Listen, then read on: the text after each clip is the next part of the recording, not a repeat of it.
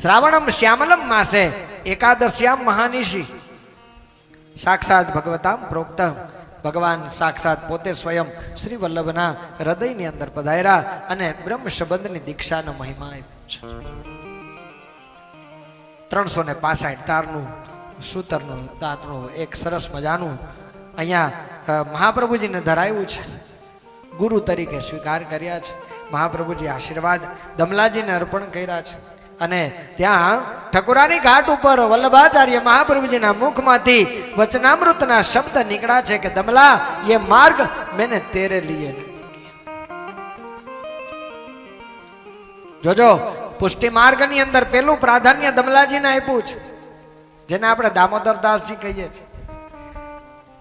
જ્યારે જ્યારે આપણે ભોગ ધરાવીએ ને ત્યારે દામોદર દમલાજીનું પણ કાનેથી આપણે ભાવ એને અર્પણ કરવો પડે. સેવા બિરાજતી હોય ને ખબર હોય.